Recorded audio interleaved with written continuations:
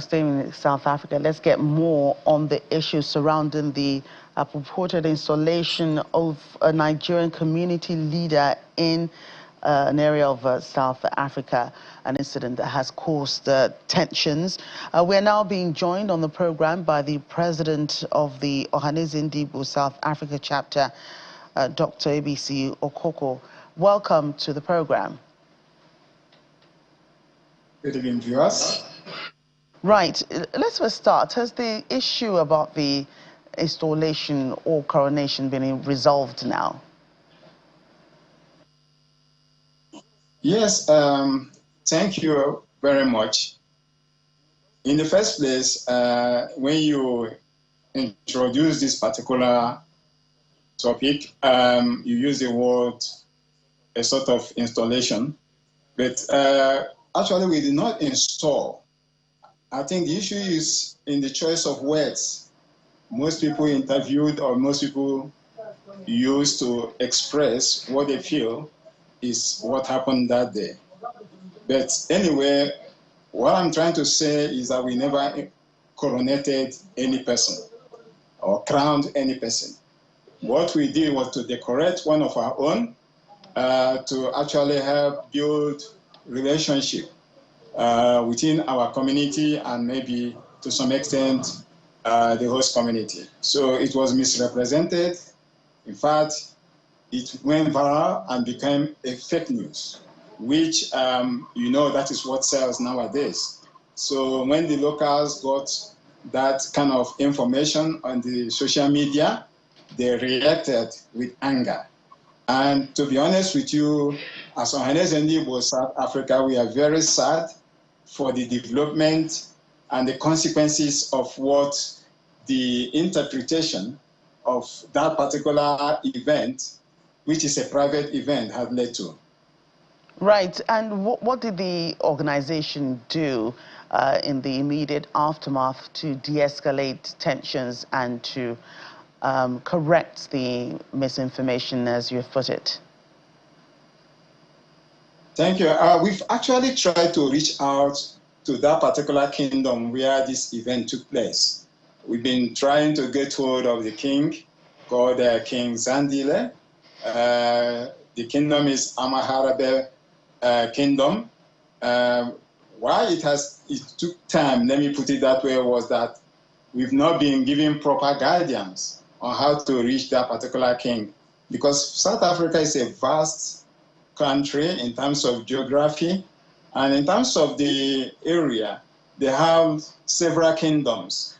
Let me just draw one instance. If you talk about the Zulu kingdom, it's one kingdom, ruled by one king, that is the Zulu king.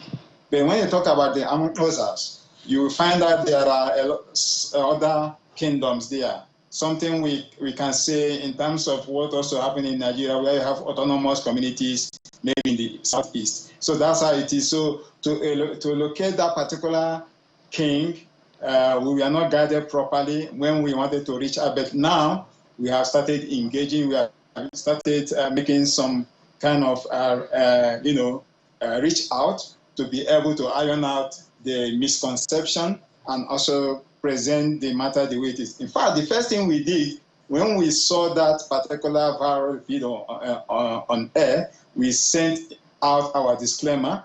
Lo and behold, even later we even realized that disclaimer was also doctored with AI or whatever they have used to make it to look as if it wasn't what the original copy have stated. So, but what I'm trying to say in essence is we've been making effort to reach them. Even today, we had meeting with our High Commissioner, or what I may call our ambassador. We had meeting with him today, and that meeting was very tactical and strategic by nature. And we are just trying to see how we map out a way to douse that relation, douse the tension, and at the same time, revive our cordial relations. Let me be honest with you, South Africa actually is a country that loves to accommodate people. And historically, they've got this relationship with Nigeria far back. So they see Nigerians as their friend. And they actually have that kind of passion for us.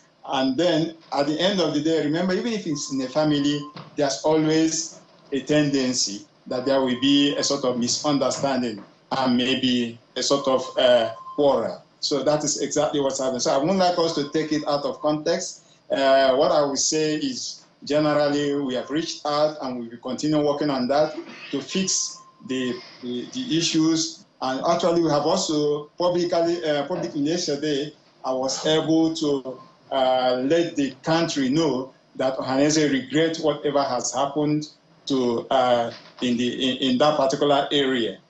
Even though we are not the ones that actually led the unrest, but when we look at issues like loss of properties, loss of livelihoods, and also sort of public disharmony, we feel no, that's not the kind of South Africa we would like to see. We like to see a better South Africa.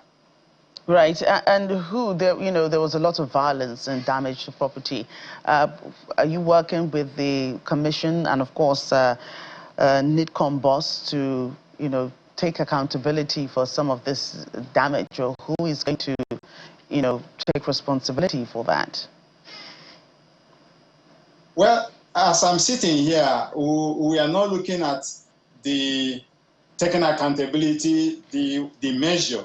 But what we are looking at, first of all, let us calm nerves down. Then we sit on a round table and discuss whatever intervention that needs to be made, and whatever reparation, or whatever corrections, or whatever thing can be done. I mean, we have to discuss that. So I cannot sit down here and tell you exactly how that is playing out, because it has not been discussed. But I think we are open to see that everybody is actually on a happy side of things, rather than getting things as if we are fighting each other.